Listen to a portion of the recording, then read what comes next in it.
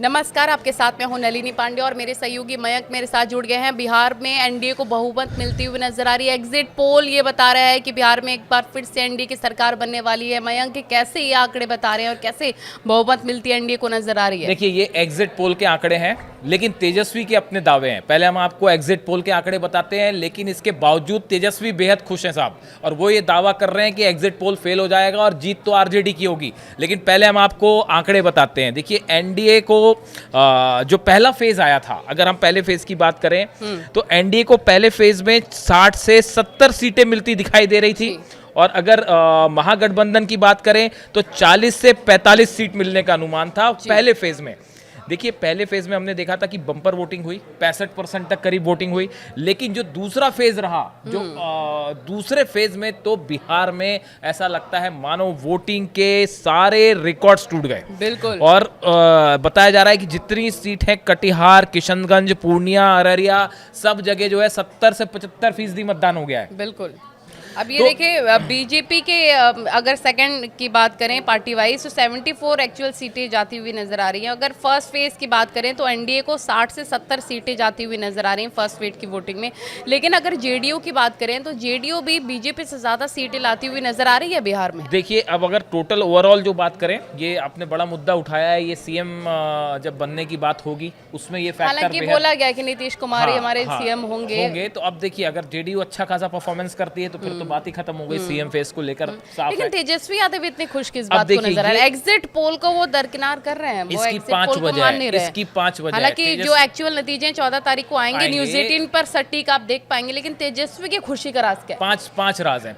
पहली बात अगर आप देखें तो बम्पर वोटिंग, तेजस्वी यादव का ये कहना है, महागठबंधन का ये कहना है कि जो ये बम्पर वोटिंग हुई है, इस बम्पर वोटिंग का संकेत ये मिल रहा है कि ये एंटी इनकम्बेंसी का फैक्टर है, और जब भी ज्यादा वोटिंग होती है विपक्षी दल को फायदा होता है, इसलिए तेजस्वी यादव खुश है। उनका कहना यह है तेजस्वी का कि बम्पर वोटिंग हुई है, जीत महागठबंधन की होगी। दूसरी बड़ी बात उनका कहना ऐसा है कि देखिए, ये आज जो तस्वीरें सामने आई कटिहार से, किशनगंज से, पूर्णिया से, अररिया से, जहां पे ये वो सीटें हैं जहां 40 से 70% नलिनी मुस्लिम वोटर है। हमने अपने पिछले वीडियो में भी ये बात बताई। बिल्कुल।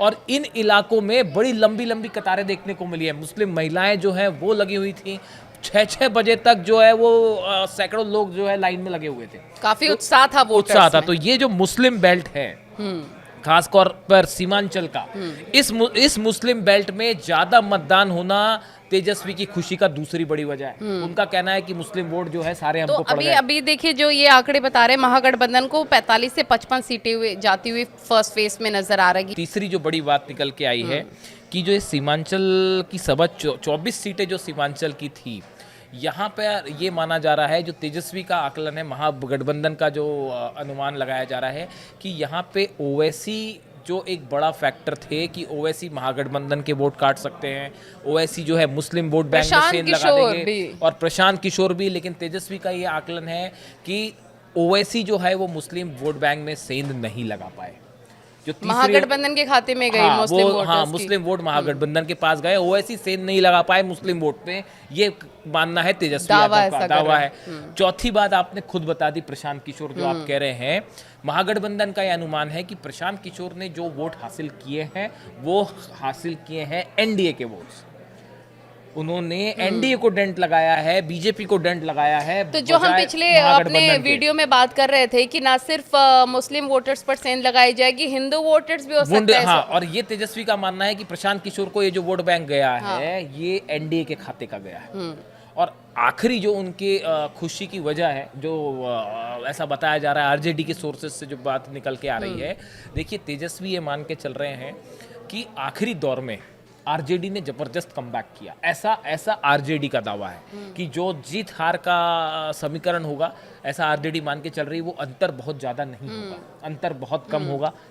नतीजे जब आएंगे 14 तारीख को तभी ये बात साफ हो पाएगी। लेकिन जो तेजस्वी के खुश होने की पांचवी बड़ी वजह है वो ये मान के चल रहे हैं कि भाई बहुत बड़े मार्जिन से जीत हारनी, टाइट मैच होगा और उन्होंने आखिरी दौर में अच्छा कमबैक कर लिया है। ये जो है आरजेडी का दावा है। अब देखिए इसमें कितने दावे सही साबित होते हैं, और ये एग्जिट पोल तो साफ साफ बता रहा है कि भाई 2/3 मेजोरिटी जो है वो नीतीश सरकार को मिलती दिखाई दे रही है, एनडीए को मिलती दिख रही है, और नीतीश सरकार तीसरी बार तय है। 140 से 150 सीट, महागठबंधन को 85 से 90 ये। लेकिन विपक्ष जो है, महागठबंधन जो है, जितने नेता हैं वो इसको इस एग्जिट पोल से सहमत नहीं है और वो अभी भी अपनी जीत का दावा कर रहे हैं और उनका जोश अभी भी हाई है।